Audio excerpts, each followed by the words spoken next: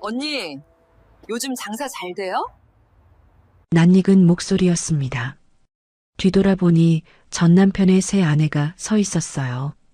휴대폰을 들고 제 쪽을 찍고 있었습니다. 몸값 얼마예요? 킥킥거리며 웃더군요. 모텔마다 바꿔 다니던데 단골이 많은가 보네. 전 남편이 팔짱을 끼고 다가왔습니다.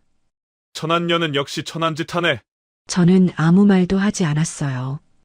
그냥 그들을 바라봤습니다. 그때였습니다. 대표님, 촬영 준비됐습니다. 뒤에서 목소리가 들렸어요. 방송국 카메라팀이 도착했습니다.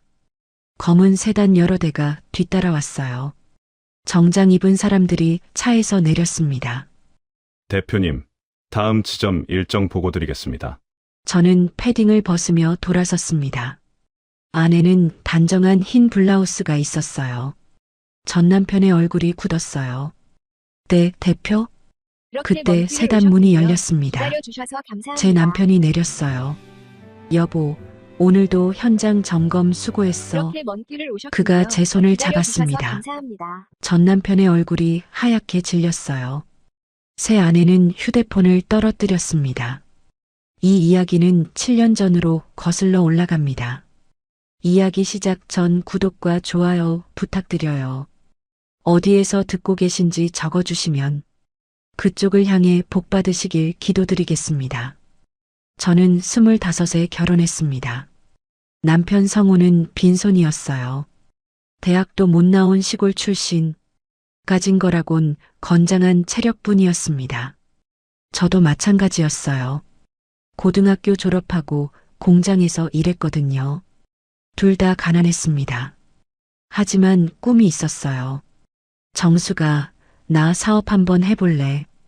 도와줄 수 있어? 신혼 첫날 밤 남편이 말했습니다. 뭐든 할게. 저는 대답했어요. 그게 시작이었습니다. 새벽 4시에 일어났습니다. 김밥집에서 일했어요. 종잣돈을 모으려고요. 오전엔 김밥을 말고 오후엔 남편 현장에 도시락을 날랐습니다. 성우는 건설 현장에서 막노동을 했어요. 언젠가 자기 회사를 차리겠다고 했습니다. 저는 믿었어요. 3년이 걸렸습니다. 작은 인테리어 회사를 차렸어요. 직원은 남편 혼자, 저는 격리 겸 영업이었습니다. 낮에는 발품을 팔았어요. 아파트 단지마다 돌아다니며 명함을 돌렸습니다. 인테리어 필요하시면 연락 주세요. 100장을 돌리면 한 통 올까 말까였어요. 그래도 포기하지 않았습니다. 6개월 만에 첫 계약을 땄어요. 작은 아파트 화장실 공사였습니다. 금액은 200만 원. 저는 그날 밤 펑펑 울었어요. 기뻐서요. 정수가 우리 해낼 수 있어. 남편이 저를 안아줬습니다. 그때는 정말 행복했어요. 10년이 지났습니다. 직원이 10명이 됐어요. 사무실도 생겼습니다. 빌라 지하에서 시작했는데 작은 건물로 이사했어요. 저는 여전히 격리였습니다. 영업도 하고 세금 처리도 하고 직원 월급도 챙겼어요. 남편은 현장을 뛰었습니다. 우리는 좋은 팀이었어요. 20년이 지났습니다. 회사가 커졌어요. 직원이 10명이 넘었습니다. 강남에 사옥을 샀어요. 남편은 박성우 건설 대표가 됐습니다. 업계에서 인정받는 사람이 됐어요. 저는요, 여전히 회사에 나갔습니다. 하지만 남편은 점점 달라졌어요. 야근이 잦아졌습니다. 오늘도 늦어. 거래처 미팅이야. 먼저 자. 전화가 짧아졌어요. 대화도 줄었습니다. 어느 날 남편 양복에서 낯선 냄새가 났어요. 향수? 제가 쓰지 않는 향수였습니다. 설마 했어요. 25년을 함께 했잖아요. 새벽부터 밤까지 굴렀잖아요. 맨바닥에서 여기까지 왔잖아요. 별일 아니겠지. 저는 애써 외면했습니다. 어느 날 저녁이었어요. 남편이 일찍 들어왔습니다. 이상했어요. 요즘 늘 늦었거든요. 정수가 할 말이 있어. 남편이 소파에 앉았습니다. 손에 서류 봉투가 들려 있었어요. 이게 뭐야? 이혼 서류야. 심장이 멎었습니다. 뭐라고?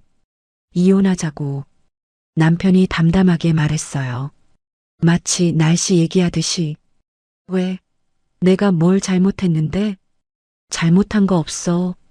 그럼 왜? 남편이 저를 바라봤습니다. 차가운 눈이었어요. 당신 집안이 걸림돌이야. 뭐? 사업이 커졌잖아. 이제 다른 데서 투자도 받고 싶고, 거래처 사장들 모임에도 나가야 하고, 그게 나랑 무슨 상관인데? 당신은 고졸이잖아. 머리가 하얘졌습니다. 뭐라고? 거래처 사장 부인들은 다 대학 나왔어. 유학파도 있고. 근데 내 아내는 고졸의 시골 출신이야. 그래서 못 배운 여자랑 어디 가서 명함을 내밀어? 25년이었습니다. 새벽 4시에 일어나 김밥 말았어요. 공사판에 도시락 날랐어요.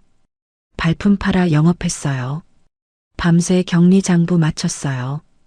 그게 25년이었습니다. 내가 없었으면 이 회사 없어.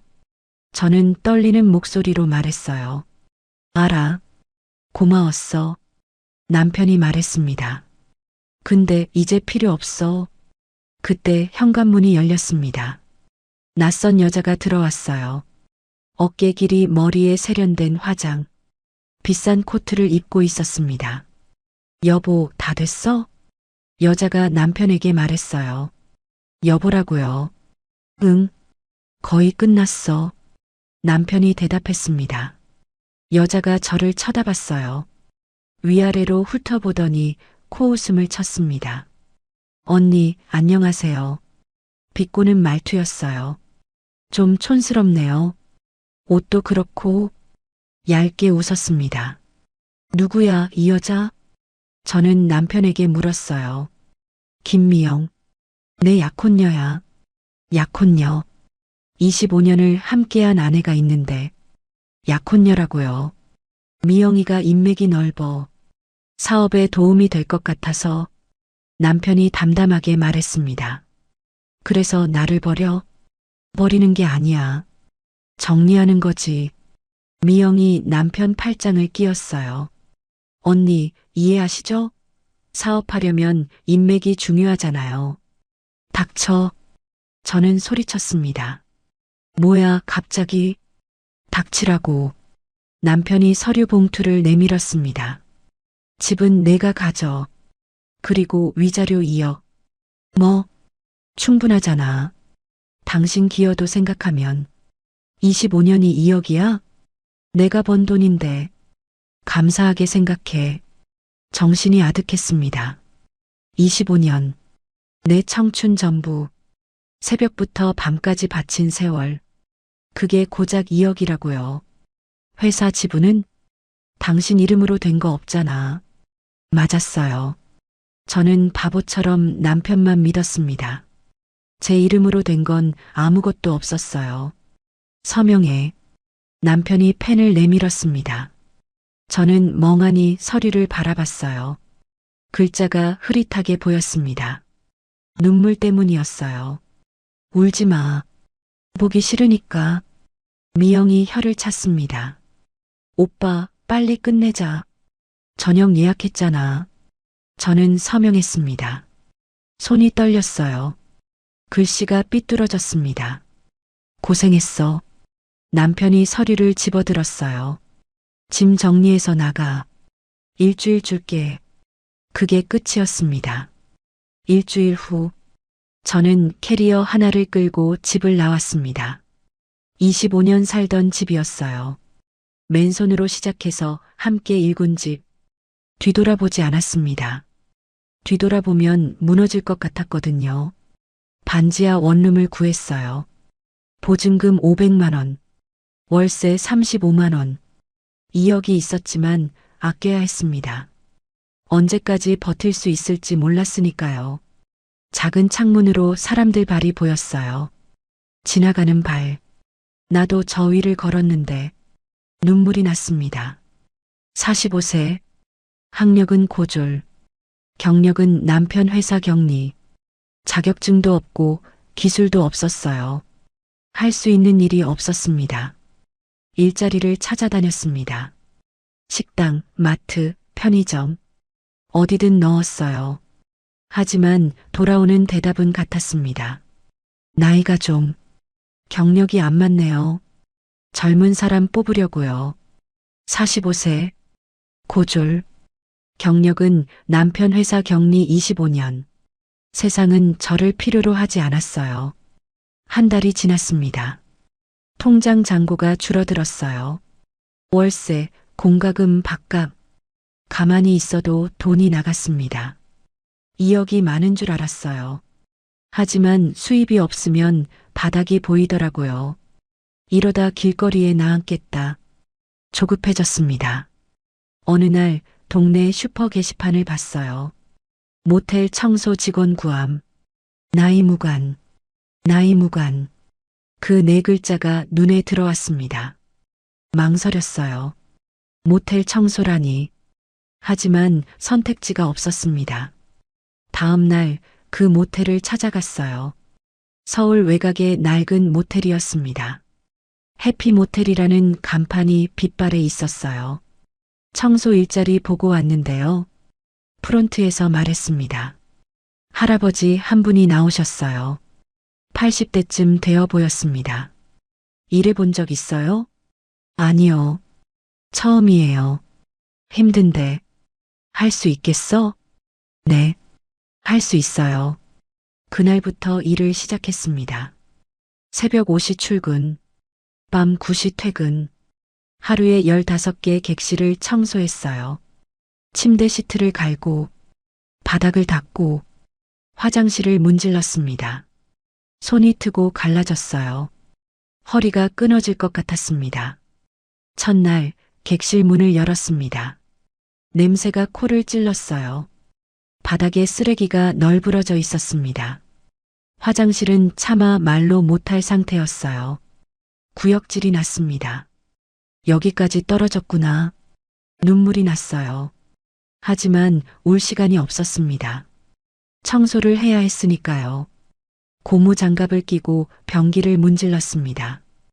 25년 전 김밥집에서 일할 때가 떠올랐어요. 그때도 힘들었습니다. 하지만 희망이 있었어요. 지금은요? 희망 같은 건 없었습니다. 그냥 버티는 거였어요. 한 달이 지났습니다. 몸이 적응했어요. 15개 객실을 8시간 안에 끝낼 수 있게 됐습니다. 손이 거칠어졌어요. 갈라진 틈에 세제가 스며들면 아팠습니다. 하지만 괜찮았어요. 월급이 나왔으니까요. 월급날이었습니다. 사장 할아버지가 봉투를 건네셨어요. 수고했어요. 180만 원. 많지 않았습니다. 하지만 제가 번 돈이었어요. 남편 돈이 아니라 제 돈. 봉투를 꼭 쥐었습니다. 손이 떨렸어요. 어느 날 사장 할아버지가 말씀하셨어요. 아줌마, 청소 깨끗하게 하네. 감사합니다. 요즘 이렇게 꼼꼼한 사람 없어. 할아버지가 웃으셨습니다. 손님들이 좋아해. 방이 깨끗하다고. 처음으로 인정받은 것 같았어요. 25년 동안 남편 회사에서 일했습니다.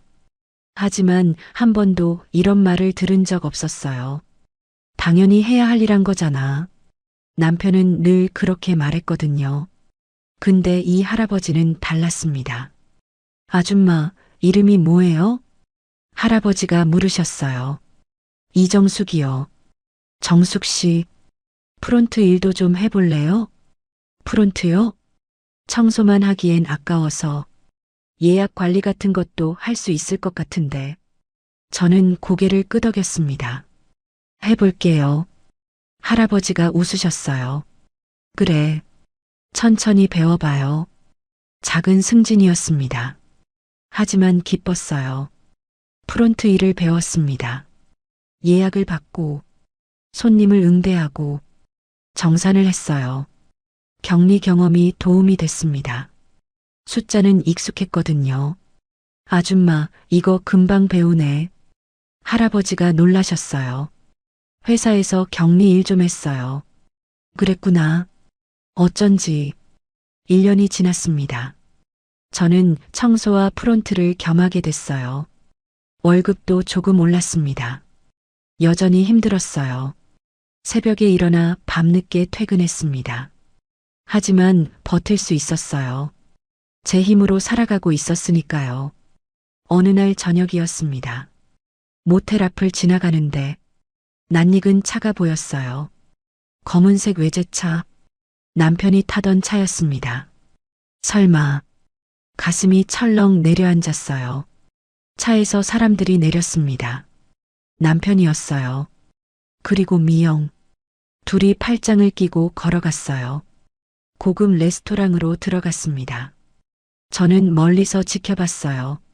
낡은 패딩을 입고 갈라진 손을 숨긴 채 그들은 웃고 있었습니다. 행복해 보였어요. 저는 어떻게 됐나요? 반지하에서 모텔 청소하며 살고 있었습니다. 불공평했어요.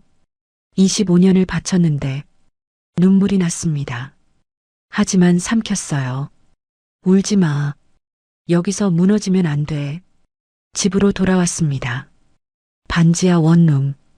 곰팡이 냄새가 났어요. 창문으로 사람들 발이 보였습니다. 저 위에서 걸어다니는 사람들. 나도 언젠가 다시 저 위로 올라갈 수 있을까? 대답은 없었습니다. 2년이 지났습니다. 저는 여전히 모텔에서 일했어요. 청소하고 프론트 보고 정산하고 사장 할아버지는 저를 믿어주셨습니다. 정숙 씨가 없으면 이 모텔 못 돌려. 농담처럼 말씀하셨어요. 하지만 진심인 것 같았습니다. 그날도 평범한 하루였습니다. 오후 3시쯤이었어요. 프론트에서 정산을 하고 있었습니다. 그때 할아버지가 갑자기 쓰러지셨어요. 할아버지, 저는 달려갔습니다. 얼굴이 하얗게 질려 있었습니다.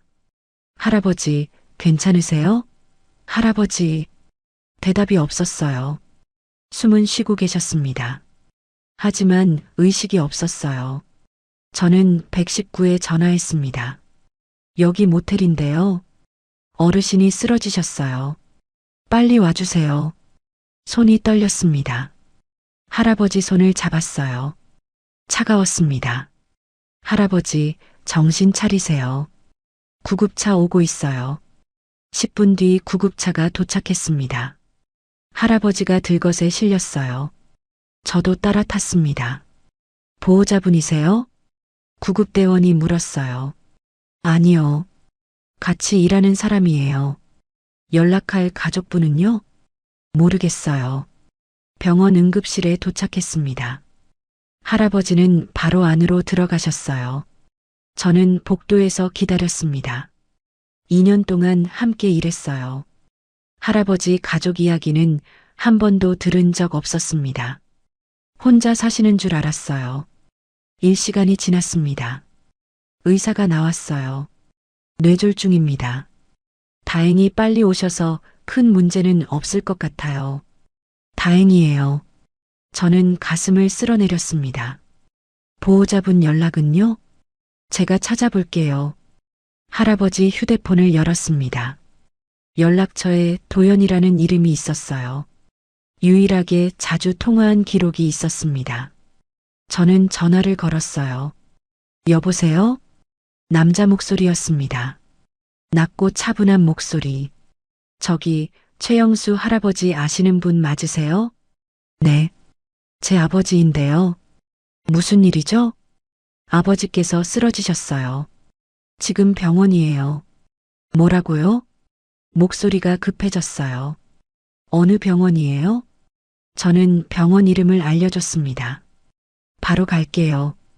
전화가 끊어졌어요. 밤새 기다렸습니다. 할아버지 곁에 있었어요. 의식은 돌아오셨지만 아직 많이 약하셨습니다. 정숙 씨, 미안해요. 할아버지가 힘겹게 말씀하셨어요. 무슨 말씀이세요? 미안하긴요. 폐만 끼치고, 폐라니요. 당연히 해야 할 일인데요. 새벽 5시, 눈이 감겼어요. 의자에 앉아 잠이 들었습니다. 너무 피곤했거든요. 얼마나 잤을까? 실례합니다. 목소리에 눈을 떴어요. 눈앞에 남자가 서 있었습니다. 키가 컸어요. 넓은 어깨에 곧은 자세, 은빛이 섞인 검은 머리를 뒤로 넘기고 있었습니다.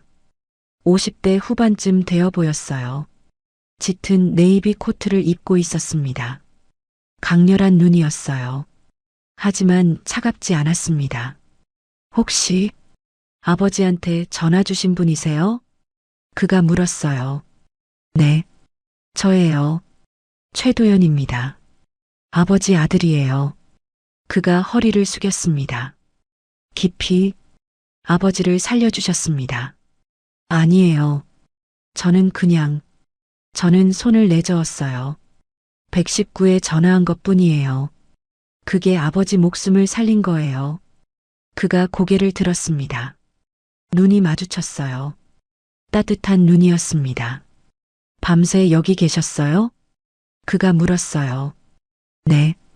혼자 두기 좀 그래서. 왜요? 남이잖아요. 남. 맞았어요.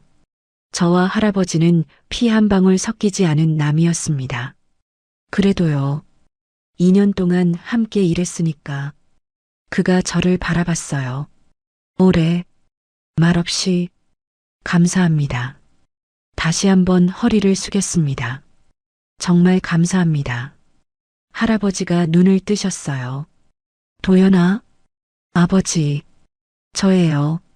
그가 할아버지 손을 잡았습니다. 왜 연락 안 하셨어요? 쓰러지셨으면서. 괜찮다니까. 별일 아니야.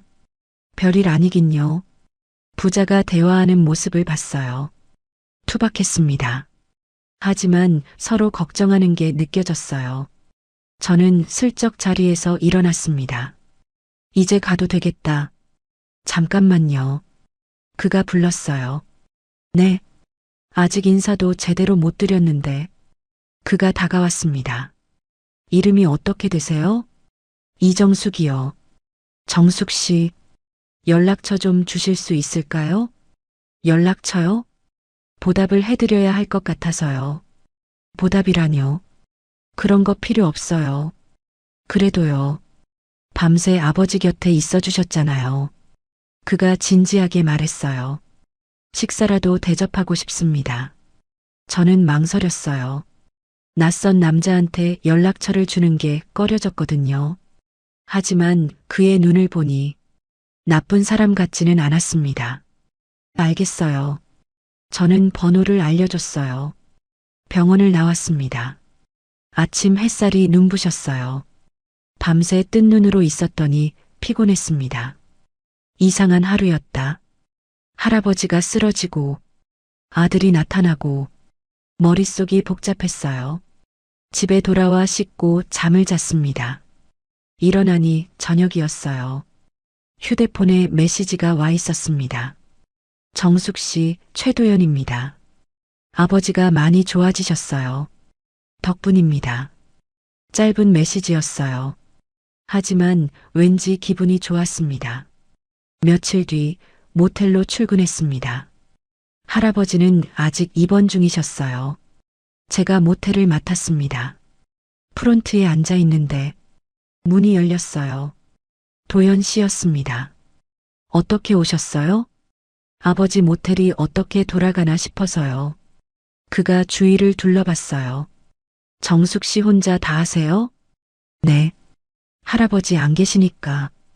힘들겠네요. 그날부터 도연 씨가 종종 왔습니다.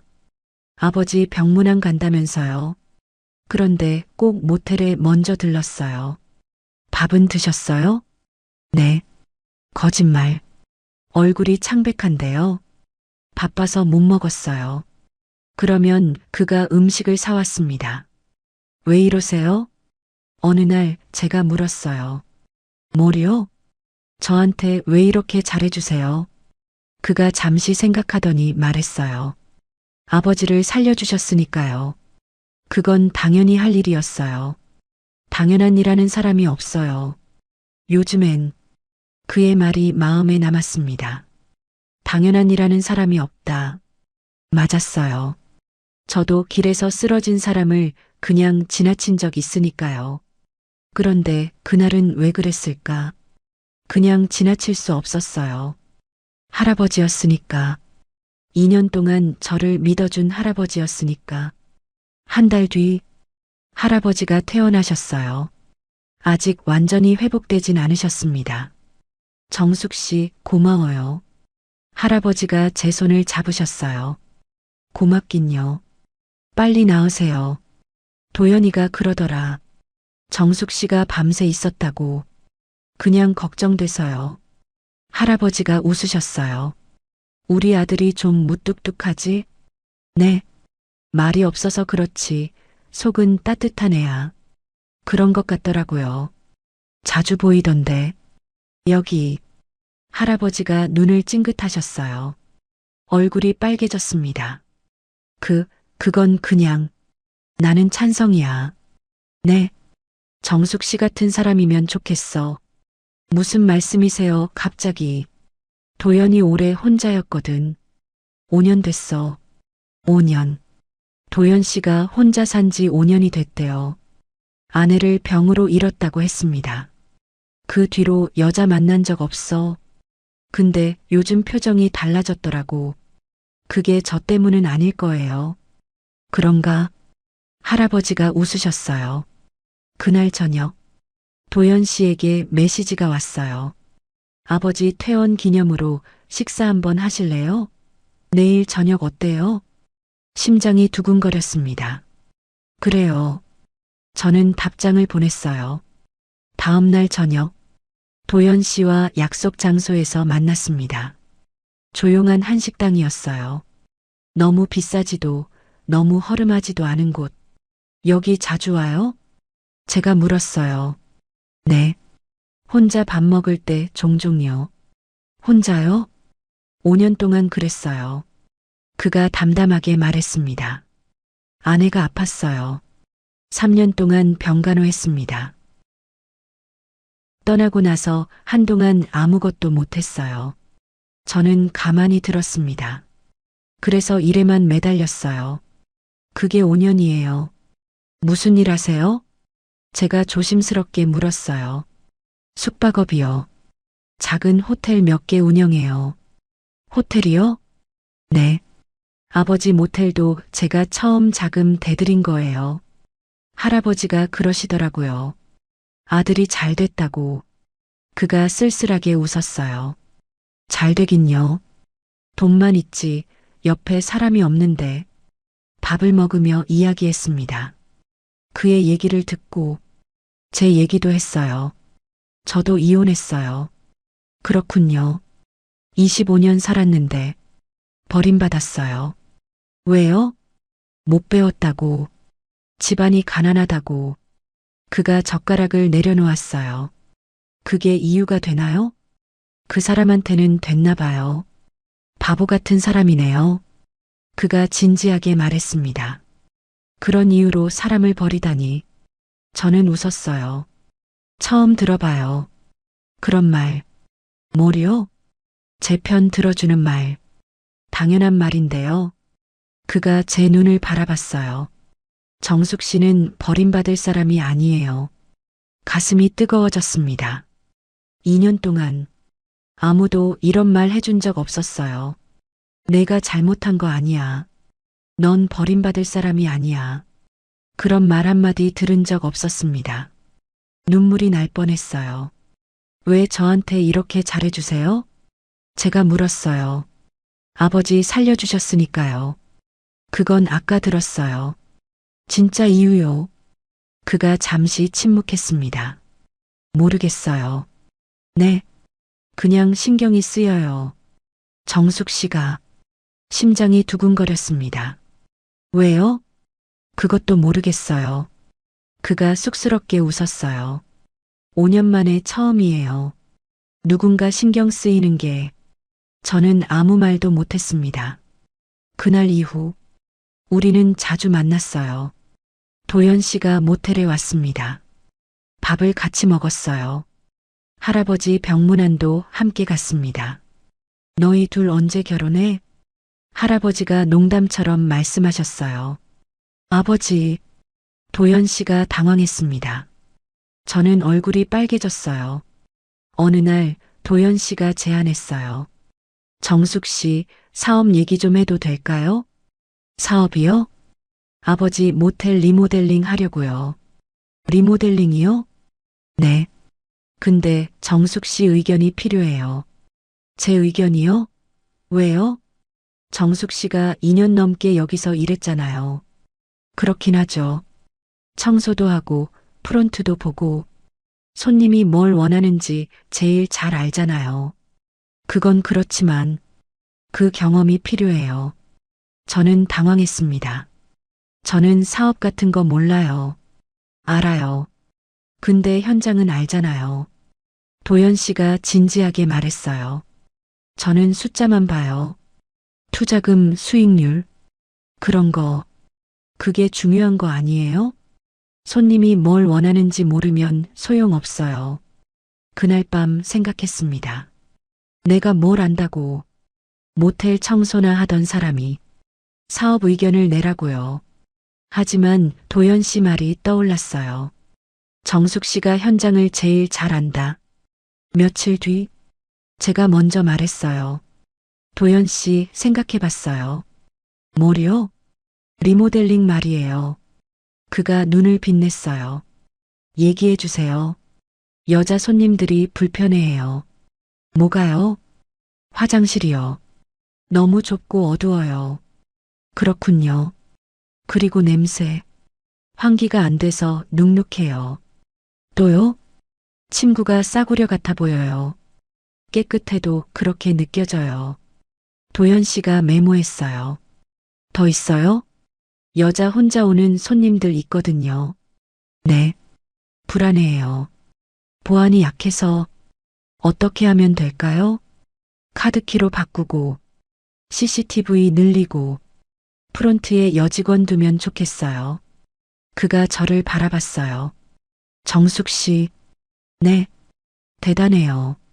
뭐가요? 이런 거 어떻게 다 알아요? 2년 동안 청소하면서 봤으니까요. 그가 웃었어요. 그래서 정숙 씨가 필요한 거예요. 그냥 경험이에요. 그 경험이 돈으로 못 사요. 그가 진지하게 말했습니다. 정숙 씨, 저랑 같이 해볼래요? 같이요? 네. 이 모텔 리모델링. 같이 해요. 저는 돈도 없고, 돈은 제가 내요. 정숙 씨는 아이디어를 내고, 그게 말이 돼요? 말이 되죠. 사업 파트너니까. 사업 파트너. 모텔 청소하던 제가 사업 파트너라니. 생각해 볼게요. 저는 대답했어요. 천천히 해요. 기다릴게요. 그가 웃었습니다. 일주일을 고민했어요. 무서웠습니다. 실패하면 어쩌지? 제가 뭘 안다고. 하지만 이런 생각도 들었어요. 이게 기회일 수도 있어. 45세에 바닥까지 떨어졌어요. 더 떨어질 곳도 없었습니다. 할게요. 일주일 뒤 도연 씨에게 말했어요. 정말요? 네. 같이 해볼게요. 그가 환하게 웃었어요. 처음 보는 표정이었습니다. 무뚝뚝한 사람인 줄 알았는데 웃는 얼굴이 따뜻했어요. 리모델링이 시작됐습니다. 3개월이 걸렸어요. 화장실을 넓히고 환기 시스템을 바꾸고 침구를 고급으로 교체했습니다. 카드키 시스템도 도입했어요. CCTV도 늘렸습니다. 정숙 씨 아이디어 다 반영했어요. 도연 씨가 말했어요. 새 이름도 지었습니다. 클린스테이. 깨끗하게 머문다는 뜻이에요. 이름 좋네요. 정숙 씨가 지은 거잖아요. 그냥 생각나는 대로 말한 건데 그게 제일 좋은 거예요. 오픈 첫날 손님이 들었어요. 여자 혼자 오신 손님이었습니다. 체크아웃 할 때 말씀하셨어요. 여기 깨끗하고 좋네요. 안심이 돼요. 저는 기뻤습니다. 됐다. 한 달 뒤 예약이 꽉 찼어요. 입소문이 났습니다. 깨끗한 모텔 있대. 여자 혼자 가도 안전해. 후기가 올라왔어요. 별점이 높았습니다. 정숙 씨 대박이에요. 도연 씨가 말했어요. 6개월 뒤 2호점을 열었습니다. 도연 씨가 투자하고 저는 현장을 관리했어요. 정숙 씨 공동 대표할래요? 공동 대표요? 네. 같이 하는 거잖아요. 이름도 같이 올려야죠. 공동 대표? 모텔 청소하던 사람이 공동 대표라니. 저는 자격은 만드는 거예요. 도연 씨가 제 손을 잡았어요. 정숙 씨 없으면 이거 못했어요. 그날 저녁, 도연 씨가 말했어요. 정숙 씨, 네. 저 정숙 씨 좋아해요. 심장이 멎었습니다. 네. 사업 파트너로만 보려고 했는데, 안 되겠어요. 도연 씨, 부담 가지지 마세요. 그냥 제 마음이에요. 저는 그를 바라봤어요. 50대 후반의 남자. 무뚝뚝하지만 따뜻한 사람. 5년 동안 혼자였던 사람. 저도요. 작게 말했어요. 저도 도연 씨 좋아해요. 그가 눈을 크게 떴어요. 정말요? 네. 언제부터인지 모르겠는데. 저는 처음 봤을 때부터요. 거짓말. 진짜예요. 병원에서 처음 봤을 때 1년 뒤 우리는 결혼했습니다. 작은 식당에서 조촐하게요. 할아버지와 직원 몇 명만 초대했어요. 축하한다, 정숙 씨. 할아버지가 제 손을 잡으셨어요. 고맙습니다, 아버지. 처음으로 아버지라고 불렀습니다. 클린스테이는 5개 지점이 됐어요. 저는 공동 대표였습니다. 현장을 돌며 품질을 관리했어요. 직접 청소 상태를 확인했습니다. 그게 제 강점이니까요. 대표님, 이렇게까지 안 하셔도. 직원이 말했어요. 아니에요. 현장을 알아야 해요. 4년 차, 클린스테이는 전국 30개 지점이 됐습니다. 숙박업계에서 주목받았어요. 여성 친화 숙소로 유명해졌습니다.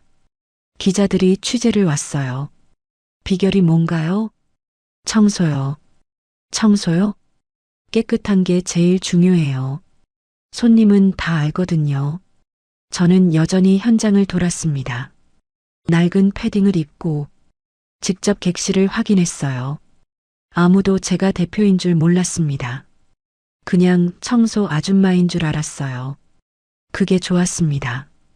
현장의 진짜 모습을 볼 수 있었으니까요. 5년 차, 클린스테이는 전국 50개 지점이 됐습니다.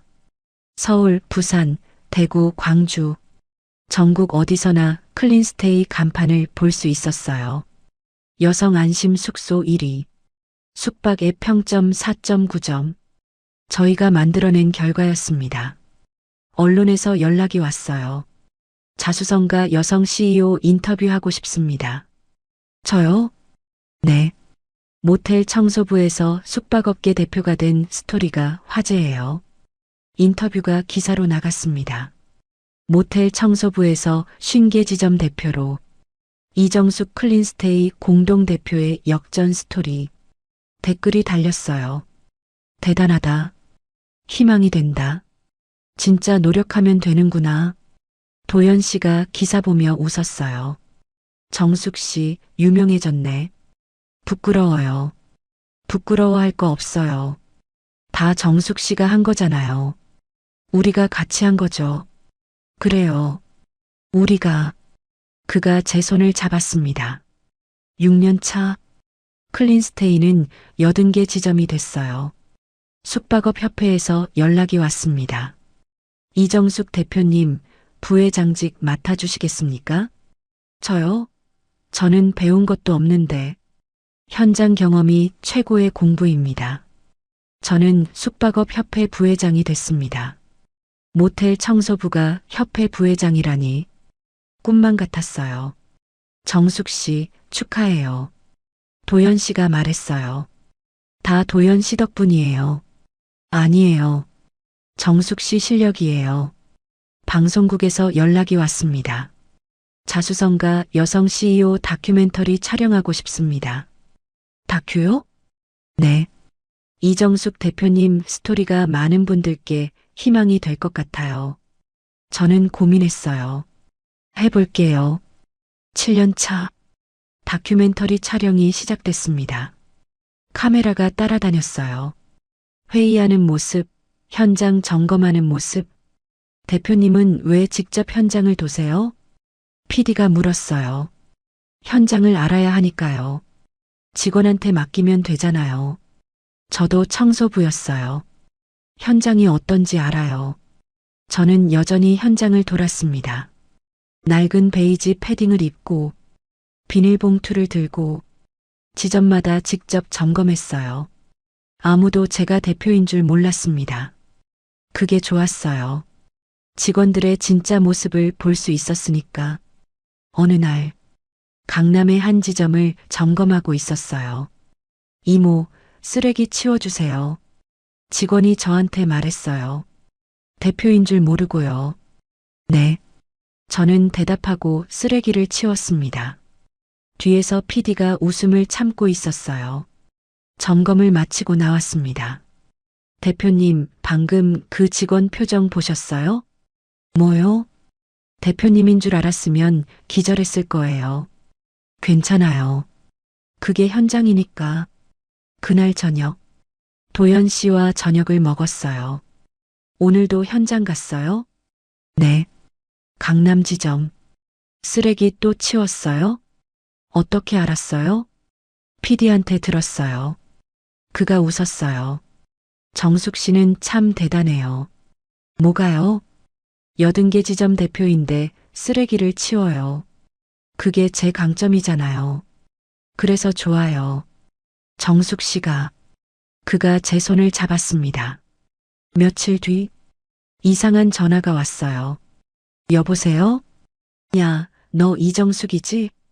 낯선 목소리였어요. 아니, 낯익은 목소리. 누구세요? 나야. 박성호. 심장이 멎었습니다. 전 남편. 7년 만에 듣는 목소리였어요.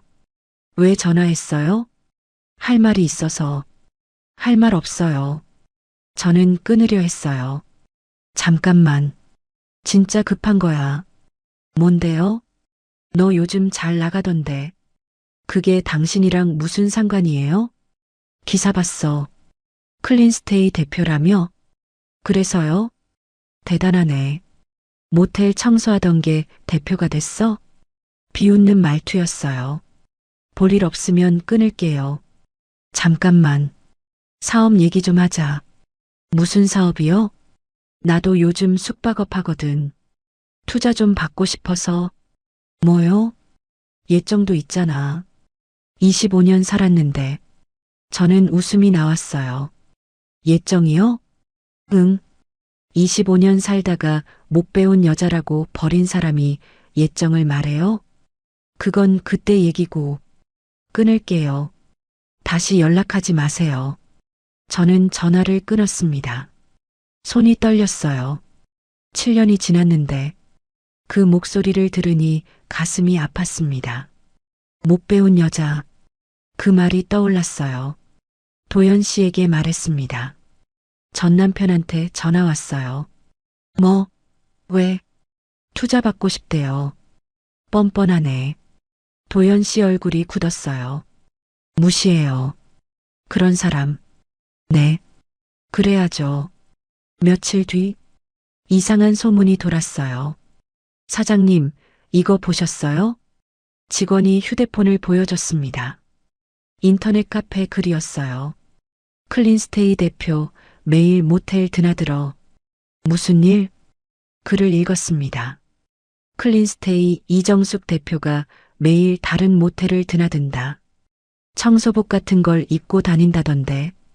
뭐 하는 거지? 몸 파는 거 아니야? 댓글이 달려 있었어요.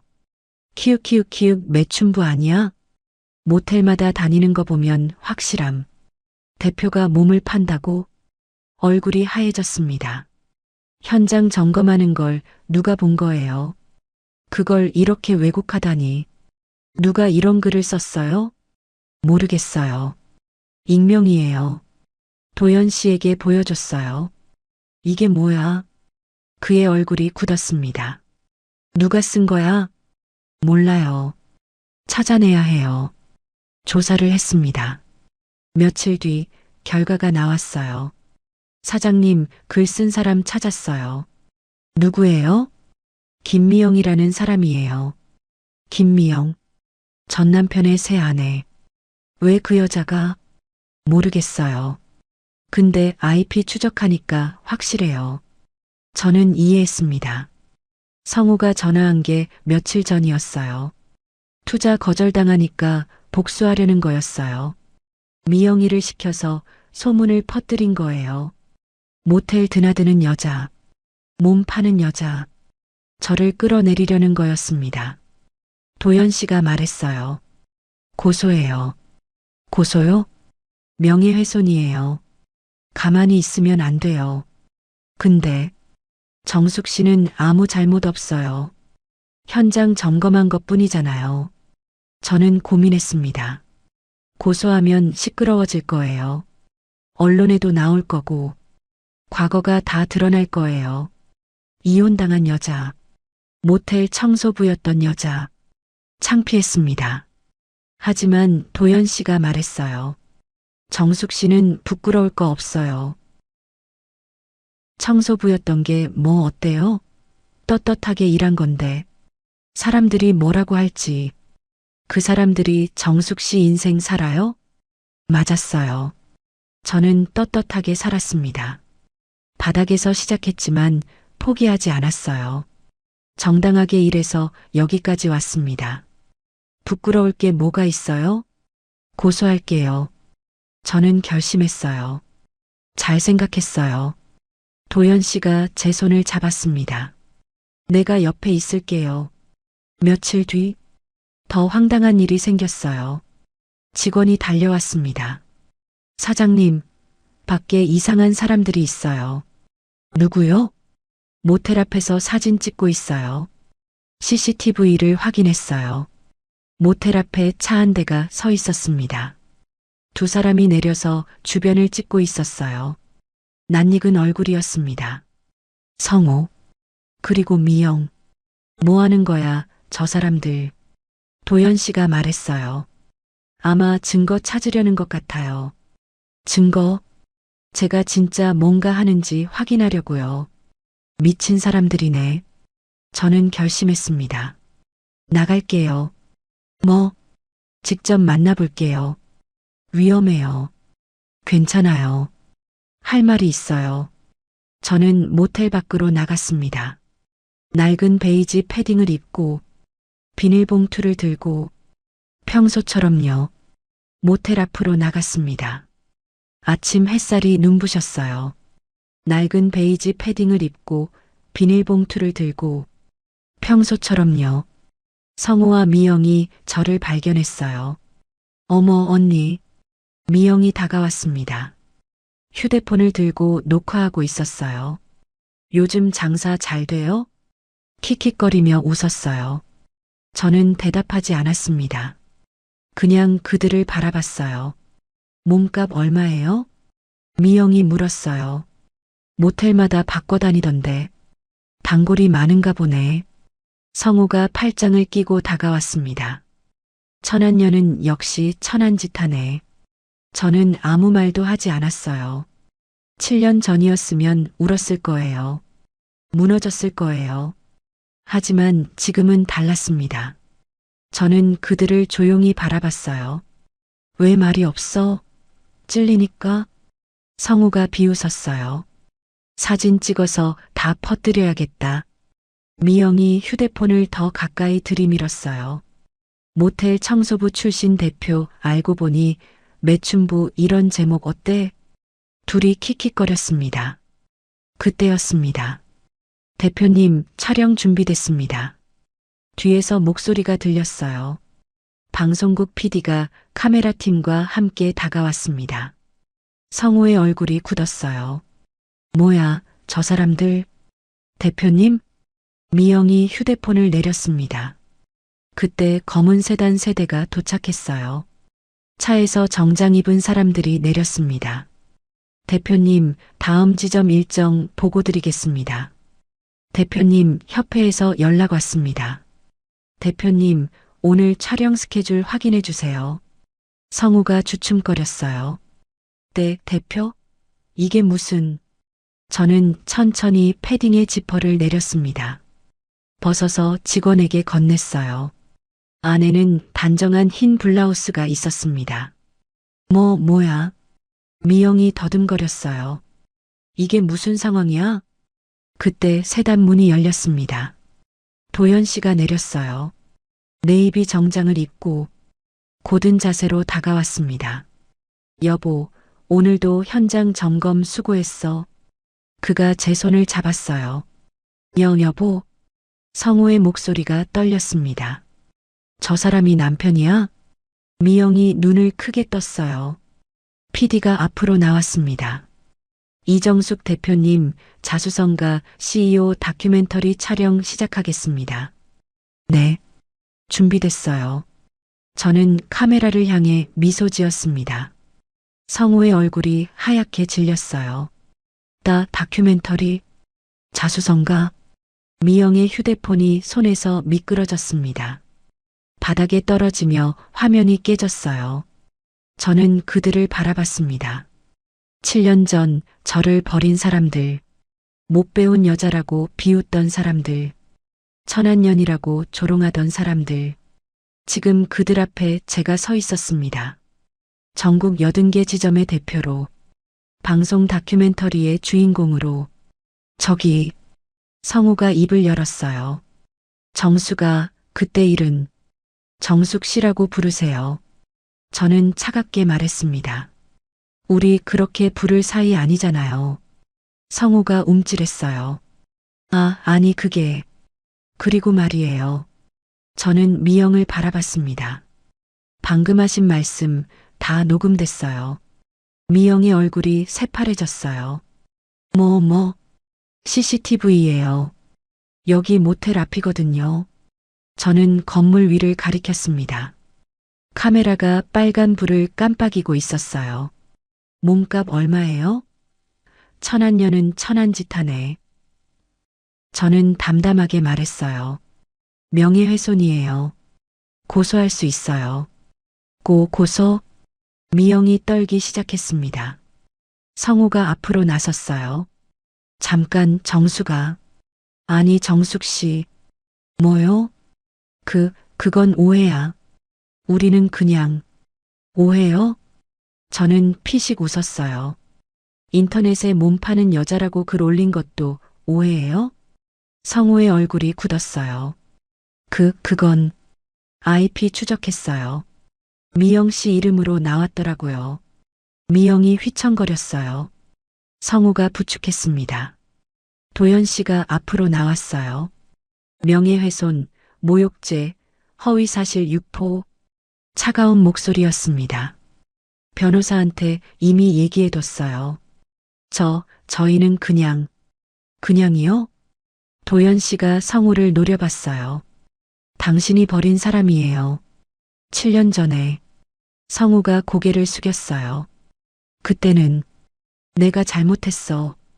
지금 와서 그런 말이 무슨 소용이에요? 저는 말했습니다. 저는 당신한테 버림받고 모텔 청소부가 됐어요. 알아. 미안해. 성우가 말했어요. 미안하다고요? 저는 웃음이 나왔습니다.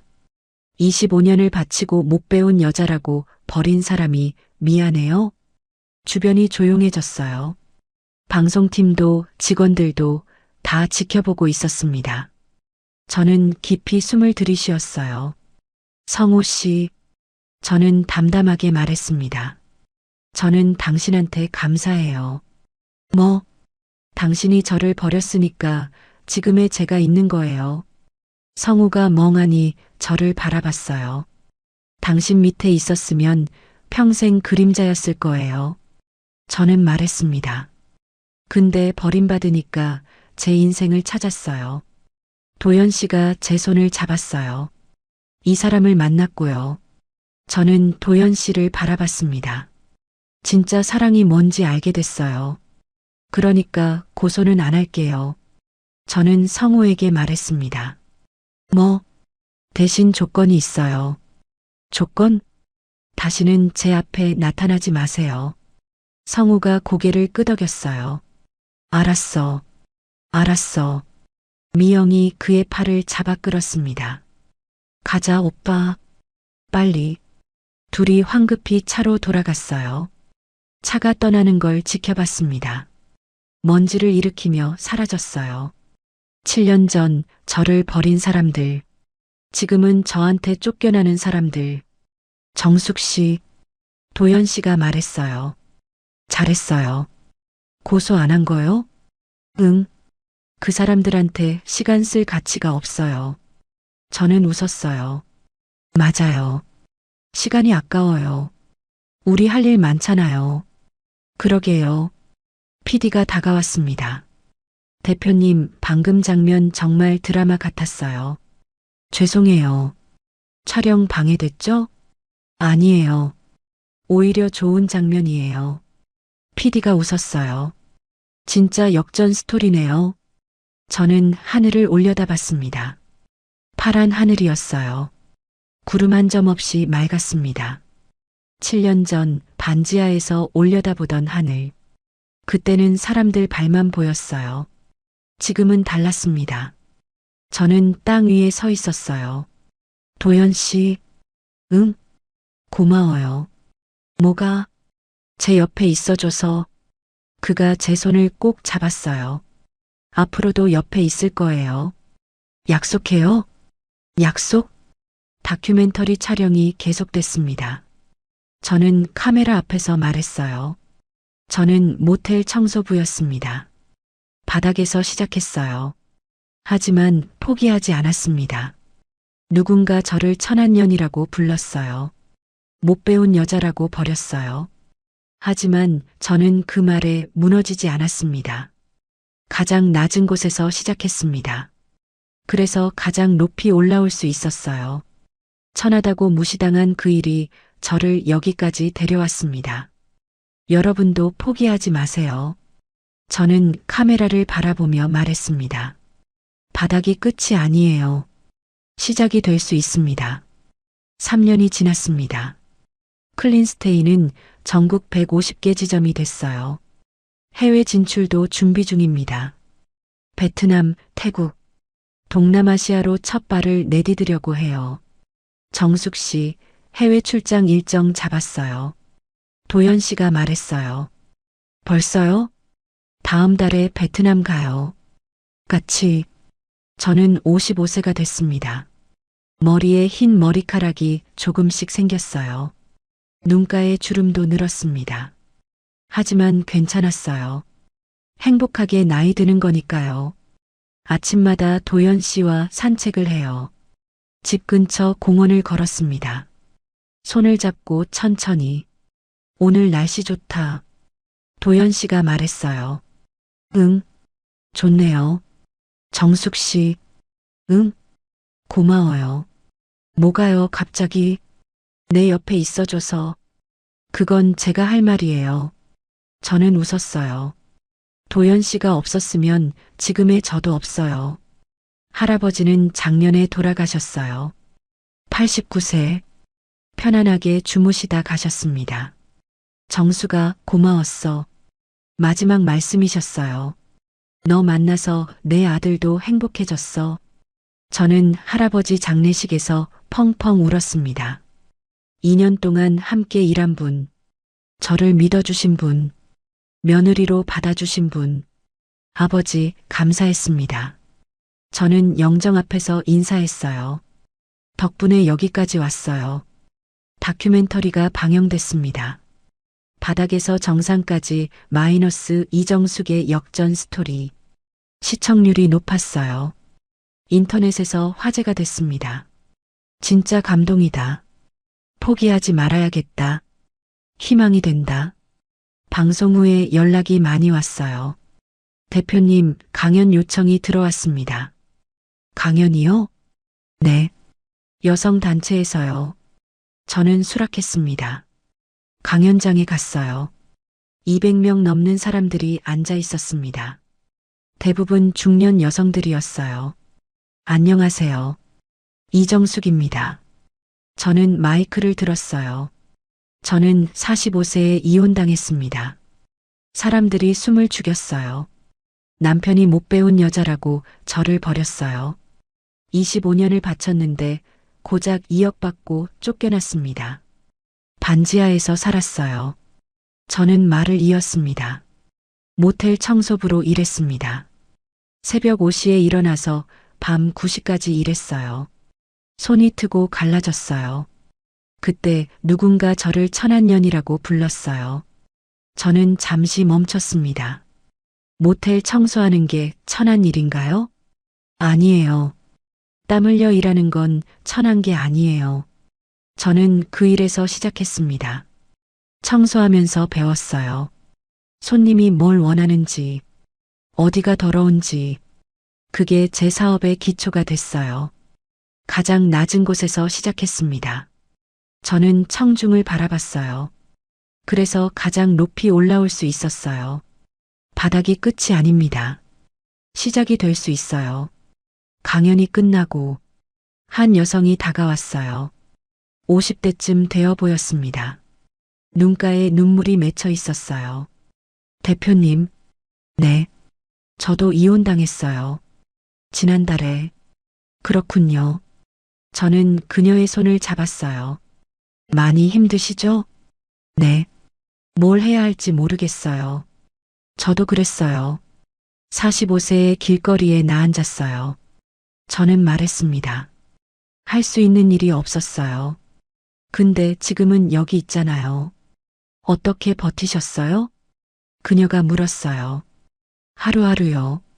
저는 대답했습니다. 내일 생각하면 무서웠어요. 그래서 오늘만 생각했어요. 오늘 하루만 버티자. 포기하지 마세요.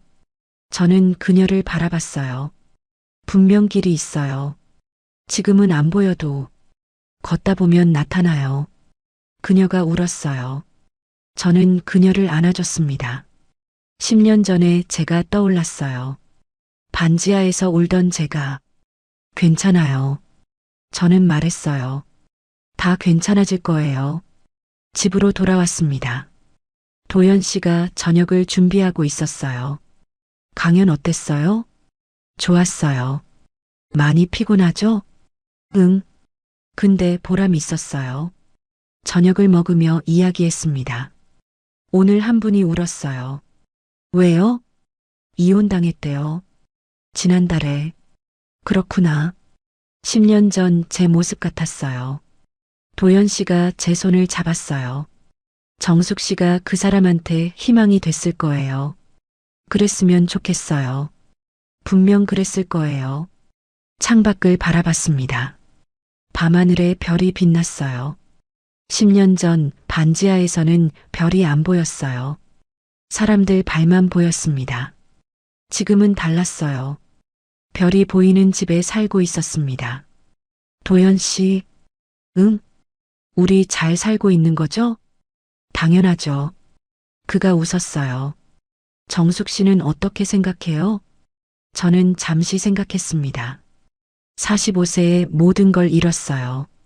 남편, 집, 자존감. 하지만 다시 일어섰습니다. 바닥에서 시작해서 여기까지 왔어요.